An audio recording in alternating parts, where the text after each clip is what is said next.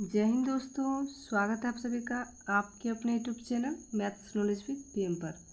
दोस्तों, आज के इस वीडियो में हम लोग बहुत ही सिंपल तरीक़ा से गुणनखंड बनाना सीखेंगे। तो दोस्तों, जैसा कि मेरा क्वेश्चन है x² + 7x + 10। ठीक है, बहुत ही सिंपल क्वेश्चन है क्योंकि इसमें प्लस का चिन्ह दिया हुआ है। तो जैसा कि गुणनखंड में मेरा 3 पद दिया हुआ रहता है, ठीक है, पहला पद, दूसरा पद और तीसरा पद। तो इसमें हम लोग क्या करते हैं ना, पहला पद के साथ अगर कोई भी संख्या गुना में रहता है तो उस संख्या को हम लोग तीसरा पद के साथ गुना करते हैं। तो देखिए यहाँ पे x² दिया है, यहाँ x² के साथ कोई संख्या नहीं है। तो जब भी कोई संख्या दिया हुआ नहीं रहता है यानी कि वहाँ पे 1 छिपा हुआ रहता है। तो यहाँ पे 1 दिया हुआ है, तो ये 1 को हम लोग तीसरा पद के साथ गुना करेंगे। तो 1 को हम लोग तीसरा पद यानी कि 10 के साथ गुना करेंगे तो हो जाएगा 10।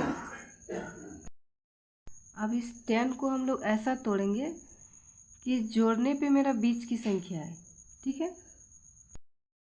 जैसे कि यहाँ प्लस का चिन्ह दिया हुआ है, अगर माइनस रहता तो हम लोग घटा के लाते। तो यहाँ पे प्लस का चिन्ह दिया है यानी कि हमको जोड़ के लाना है। तो हम लोग क्या करेंगे, 10 को पहले हम लोग तोड़ेंगे। ऐसा 2 संख्या में तोड़ना है, जो दोनों संख्या को गुना करने पे मेरा 10 आए और दोनों संख्या को जोड़ने पे मेरा 7 आए, यानी कि बीच की संख्या है। तो चलिए हम लोग 10 को तोड़ते हैं। तो 10 को हम लोग आभाज्य गुणनखंड से तोड़ेंगे। तो देखिए, सबसे पहले हम लोग इसको 2 से भाग लगाते हैं। 2 मेरा छोटी संख्या है तो पहले हम लोग छोटी संख्या से भाग लगाते हैं। तो देखिए ये मेरा जाएगा 2 पंचे 10, 2 का पढ़ा 5 बार में 10 आता है। तो देखिए वो संख्या मेरा 2 और 5 ही हो जाएगा, क्योंकि 2 और 5 को अगर हम लोग जोड़ेंगे तो कितना आ जाएगा, 7 आ जाएगा।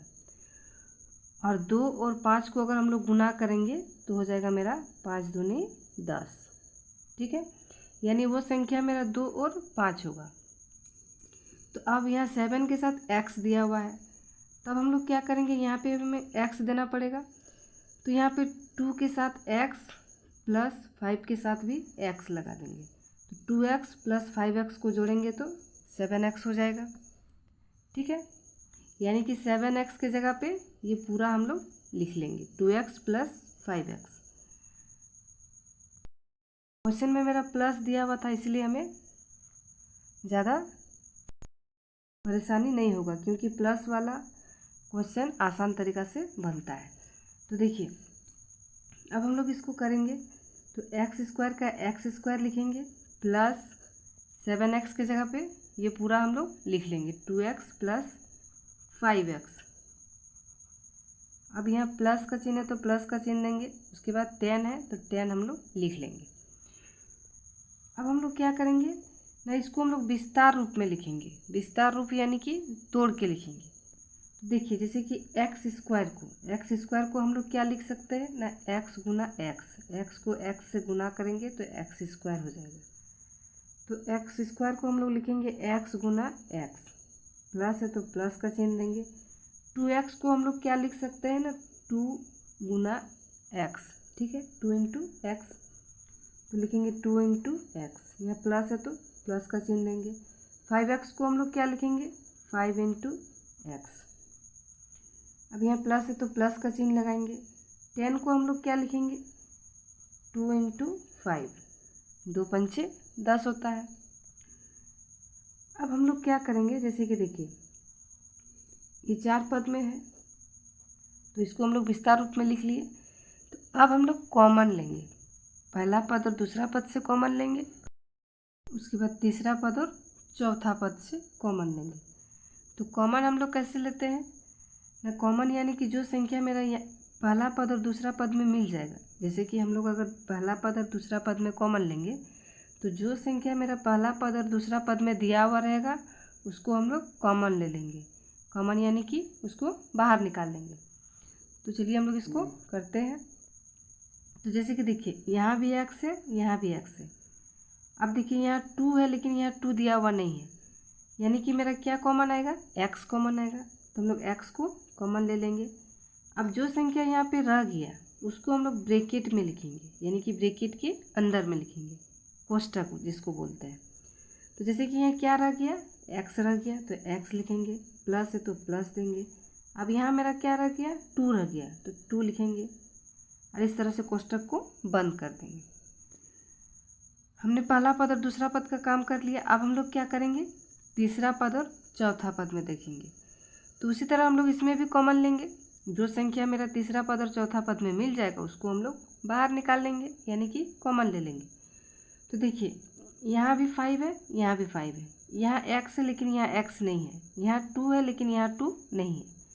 तो मेरा क्या कॉमन आएगा, 5 कॉमन आएगा, क्योंकि 5 मेरा तीसरा पद और चौथा पद दोनों में दिया हुआ है। तो 5 को हम लोग इस तरह से लिख लेंगे। अब इस तरह से कोष्टक लगाएंगे। कोष्टक के अंदर में हम लोग किसको लिखेंगे ना, जो संख्या यहाँ पे मेरा रह गया तीसरा पद और चौथा पद में। तो यहाँ मेरा क्या रह गया, x रह गया और 2 रह गया। तो यहाँ लिखेंगे x, उसके बाद प्लस है तो प्लस का चिन्ह देंगे, उसके बाद मेरा 2 है तो 2 लिख लेंगे और इस तरह से कोष्टक को बंद कर देंगे। अब हम लोग यहाँ पे कौन सा चिन्ह लगाएंगे, जैसा कि मेरा क्वेश्चन है इसमें सिर्फ प्लस का ही चिन्ह दिया हुआ है, ठीक है। तो यहाँ पे हम लोग प्लस का चिन्ह दे देंगे, यहाँ पे प्लस का ही चिन्ह होगा। अब हम लोग क्या करेंगे, जब भी हम लोग गुणनखंड बनाते हैं तो ब्रैकेट के अंदर में जो संख्या आता है वो संख्या मेरा सेम आना चाहिए, ठीक है। अगर सेम आ गया तो मेरा गुणनखंड सही है, और अगर सेम नहीं आएगा तो आपका गुणनखंड गलत हो जाएगा। तो यहाँ पे देखिए मेरा ब्रैकेट के अंदर वाली संख्या x+2 और यहाँ भी है x+2, दोनों जगह सेम है, यानी कि गुणनखंड सही है। तो इसका आगे हम लोग क्या करेंगे, तो देखिए यहाँ भी x+2 है, यहाँ भी x+2 है। तब हम लोग इसको दो जगह पे x+2 है तो इसको हम लोग एक जगह पे लिख लेंगे, यानी कि x+2 इस तरह से हम लोग लिख लेंगे। ये मेरा देखिए दो पद में अब मेरा रह गया, ठीक है, x × x+2 + 5 × x+2। तब ये दो पद से हम लोग x+2 को भी कॉमन ले लेंगे। तो x+2 को हम लोग ले लिए, तब ये मेरा पहला पद में क्या रह गया ना, x रह गया, प्लस दूसरा पद में मेरा क्या रह गया, 5 रह गया, तो यहाँ पे 5 लिख लेंगे। अब इसको हम लोग कोष्टक में बंद कर देंगे और ये हो जाएगा मेरा आंसर। तो आई होप कि आप गुणनखंड बहुत ही सिंपल तरीक़ा से बनाना सीख गए होंगे। तो अगर ये वीडियो आपको पसंद आया है तो हमारे चैनल को सब्सक्राइब कीजिएगा, वीडियो को लाइक कीजिएगा और अपने दोस्तों के साथ शेयर कीजिएगा। Thank you.